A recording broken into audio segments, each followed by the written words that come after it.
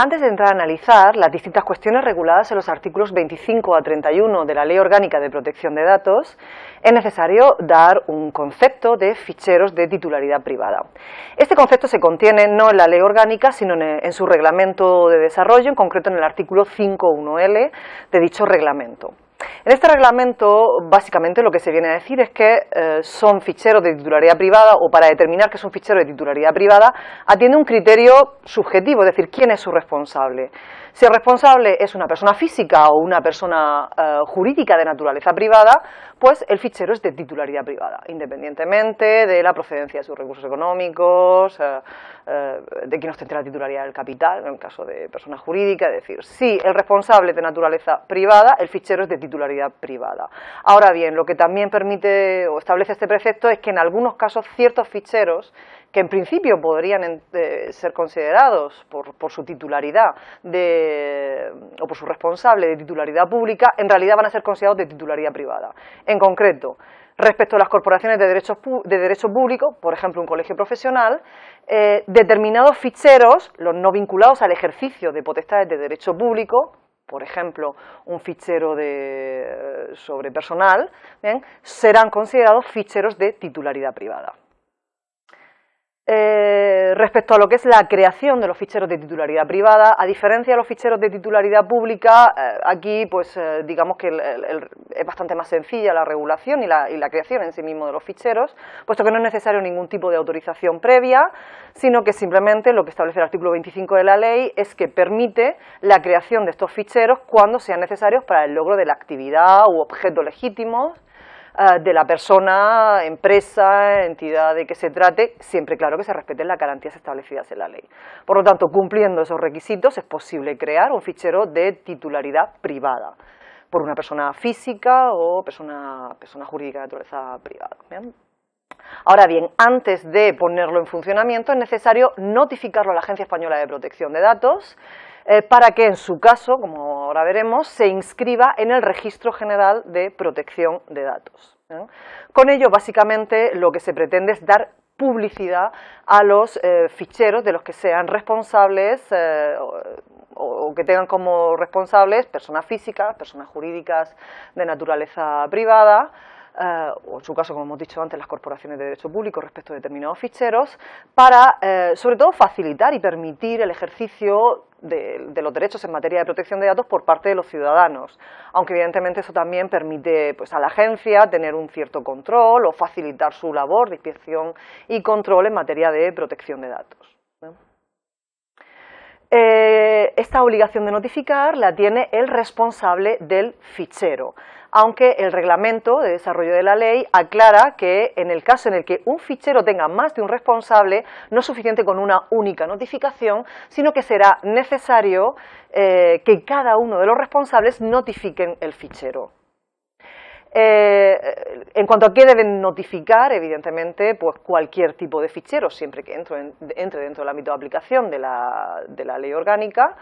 cualquier tipo de fichero en el sentido descrito en la propia ley, todo conjunto organizado de datos de carácter personal, cualquiera que sea la forma, modalidad de creación, almacenamiento, organización. Por lo tanto, es necesario notificar tanto los ficheros automatizados como los no automatizados. Todos entran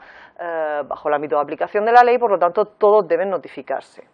Hay que tener en cuenta que las notificaciones no solo se establecen respecto de la creación de nuevos ficheros, lo que se llama el alta en el registro de un nuevo fichero, sino que también las modificaciones posteriores de los ficheros ya creados y, en su caso, las supresiones cuando dejen de utilizarse, también deben notificarse al registro, bueno, a la Agencia Española de Protección de Datos para que se publique en el Registro General de Protección de Datos, de manera que la información que publique este registro esté completamente actualizada. Para esa notificación se utilizarán o se pueden utilizar los formularios electrónicos, conocidos como formularios nota, sistema nota, que pone la Agencia Española de Protección de Datos a disposición de los responsables Y, en consonancia con lo que he dicho anteriormente, tenemos formularios tanto de alta como de modificación y supresión. En el caso del alta tenemos un formulario normal a cumplimentar con ciertos datos que solicita la agencia, a cumplimentar por el responsable, aunque también para facilitarle la labor al responsable, la agencia pone a su disposición algunos formularios tipo precumplimentados, por ejemplo, algunos especialmente que sean con mucha frecuencia en la práctica, recursos humanos, proveedores, videovigilancia, etcétera.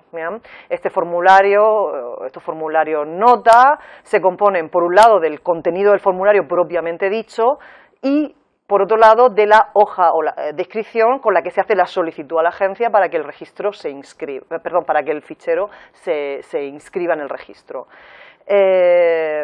Además de estos formularios electrónicos que pone a disposición la Agencia Española de Protección de Datos, también es posible que los responsables notifiquen a través de programas propios, a través de lo que se llama intercambio de mensajes XML, a través de, como digo, notifiquen a la agencia sus ficheros a través de programas propios. ¿Bien? Y la notificación se puede hacer bien en soporte papel, bien por internet,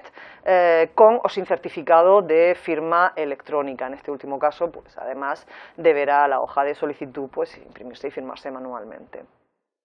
Una vez realizada la notificación, si cumple con todas las exigencias legales y contiene la información preceptiva, pues se procederá a la inscripción del mismo en el Registro General de Protección de Datos y en caso contrario pues se denegará la inscripción. Ahora bien, en el caso de que no se diga nada en el plazo de un mes, la ley establece que el silencio administrativo en este caso es positivo, por lo tanto habrá que considerar inscrito el registro. La inscripción en el registro básicamente supone el cumplimiento por parte del responsable de una obligación que tiene, en este caso la de notificar los ficheros, pero evidentemente respecto de los ficheros, si no se hubieran notificado antes, pues han estado funcionando. La inscripción, como hemos dicho antes, no tiene carácter constitutivo, es simplemente declarativa, no significa un requisito para la existencia del fichero, no se requiere autorización previa, lo que hemos dicho antes, ¿sí? Y por lo tanto esta inscripción es simplemente declarativa de la existencia del fichero, implica el cumplimiento de una obligación por parte del responsable y si no se notifica, pues lo que conlleva es simplemente la comisión de una infracción leve tipificada en el artículo 44 del reglamento. Respecto del artículo 27 de la Ley Orgánica de Protección de Datos, lo que establece es una obligación para el responsable del fichero de titularidad privada, en concreto la obligación de informar acerca de la primera cesión de datos. ¿Bien? Informar a las personas afectadas acerca de esa primera cesión de datos, de la finalidad de la cesión, naturaleza de los datos cedidos, quién es el cesionario, etc. ¿Bien? Lo que dice el artículo 27. Ahora bien, respecto de este precepto, en realidad lo que se ha discutido principalmente es cuándo hay que cumplir con esta obligación de informar, con este deber de informar. Porque la directiva de la que trae causa el artículo 27, en concreto el artículo 11 de la directiva, del que trae causa el artículo 27 de la Ley Orgánica de Protección de Datos, en realidad prevé esta obligación, pero únicamente para determinados supuestos, cuando los datos no se hayan recabado del propio interesado. En cambio, el ámbito de aplicación del artículo 27 de la Ley Orgánica es mucho más amplio. Excluye algunos supuestos en su párrafo segundo, pero en realidad, como digo, tiene un ámbito de aplicación más amplio y se aplica no solo a los casos en los que los datos no han sido recabados del propio interesado, sino también cuando los datos sí se hayan recabado del interesado, con su consentimiento, tanto para el tratamiento incluso para la cesión. Es precisamente este ámbito tan amplio del artículo el que hace que en la práctica, digamos que no viene siendo exigida con mucha contundencia el cumplimiento de esta obligación y de hecho el incumplimiento de este deber de informar no está previsto expresamente como infracción en el artículo 44 de la Ley Orgánica de Protección de Datos. Por lo que hace a las fuentes accesibles al público, los artículos 3J de la Ley Orgánica y 7 del Reglamento nos dan un concepto de fuente accesible al público, de lo que debe considerarse como fuente accesible al público. Aquellos ficheros cuya consulta pueda ser realizada por cualquier persona, no impedida por una norma limitativa o sin más exigencia que el abono de una contraprestación. Ahora bien, inmediatamente después dicen que solamente tendrán el carácter de fuente accesible al público y establece una lista cerrada de qué debe considerarse como fuente accesible al público. El censo promocional, los repertorios telefónicos, las listas de personas pertenecientes a grupos profesionales, los diarios y boletines oficiales y los medios de comunicación social, ¿no? Por lo tanto, para que podamos hablar de fuentes accesibles al público es necesario que cumplan con esos dos elementos, es decir, que formen parte de esa lista cerrada, que solo se puede predicar de alguno de los casos que forma parte de la lista establecida en estos preceptos, y además que respecto de ese listado cerrado cumpla con el primer requisito, es decir, que sean accesibles a cualquier persona, sin más exigencia en su caso que el abono de una contraprestación. En este sentido, pues la jurisprudencia ha rechazado que se considere como fuente accesible al público lo que no está en ese listado del artículo 3J, y aunque cumpla incluso el primero de los elementos. Por ejemplo, respecto a los buzones de correos, tablones de edictos, sentencias, Internet, por ejemplo. Internet no se considera una fuente accesible al público. La regulación, la ley orgánica y el reglamento se detallan o regulan especialmente tres de estas fuentes accesibles al público, de las que se enumeran en esos preceptos. En concreto, el censo promocional, los listados de personas pertenecientes a grupos profesionales y lo que la ley llama repertorios telefónicos, que se conocen como guías de servicios de comunicaciones electrónicas. ¿Bien? Respecto del censo promocional, bueno, respecto de estas fuentes accesibles al público, básicamente, pues lo que viene a decirnos es pues quién puede crear este tipo de ficheros o listados, qué datos pueden incluir, vigencia y sobre todo qué derechos en su caso se reconocen a los afectados. ¿Bien? Respecto del censo promocional, lo puede crear el Instituto Nacional de Estadística u órgano equivalente en la comunidad autónoma y puede crear un listado con los datos de nombre y dirección de las personas que constan en el censo electoral. Se reconoce a las personas lo que se llama el derecho de exclusión, la posibilidad de que se les excluya de este listado o censo promocional. ¿No? Precisamente el hecho de que este listado se cree con los datos que constan en el censo electoral, cuya finalidad es otra, el ejercicio del derecho al voto, es lo que ha hecho que este censo promocional haya sido muy polémico y que de hecho actualmente todavía no esté en vigor. Respecto a los listados de personas pertenecientes a grupos profesionales, pues básicamente lo que se prevé es que se creen por organismos que agrupen a estos profesionales, por ejemplo los colegios profesionales, ¿bien? Y tanto la Ley Orgánica de Protección de Datos como el reglamento establecen expresamente qué datos pueden incluirse en estos listados para que puedan ser considerados fuentes accesibles al público, ¿bien? Y detallando además qué debe entenderse incluido cada uno de esos datos, por ejemplo la dirección o la indicación de pertenencia al grupo. Por lo tanto, solo los listados que tengan estos datos podrán ser considerados fuentes accesibles al público aplicándose el régimen que vamos a ver a continuación, ¿bien? En estos casos también se reconocen algunos derechos a los afectados, por ejemplo, el que puedan pedir que se indique junto a sus datos que estos no pueden utilizarse con fines de publicidad o prospección comercial.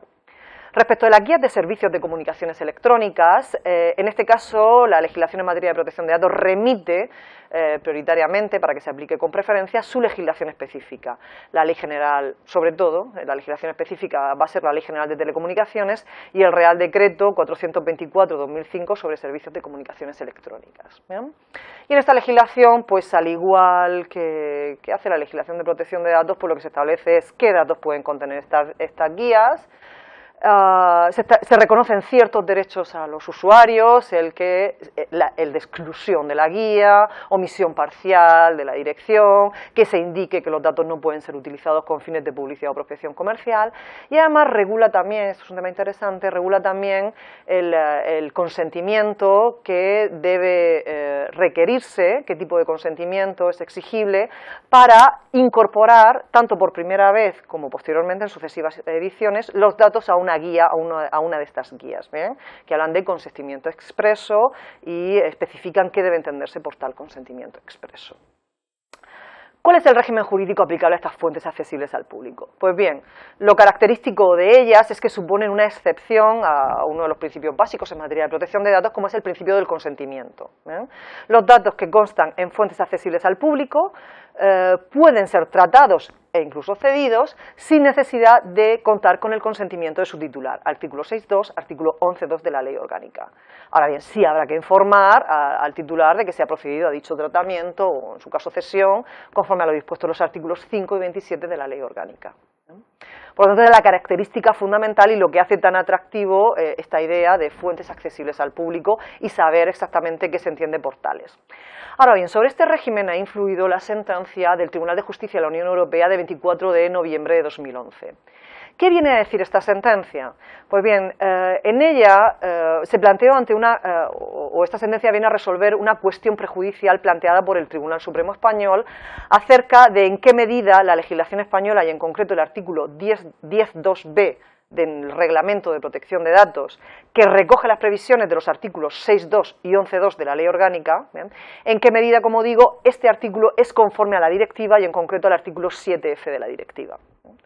Pues bien, lo que viene a decir el Tribunal de Justicia de la Unión Europea es que no es conforme a la directiva una legislación nacional, en concreto nuestro artículo 10.2b del reglamento,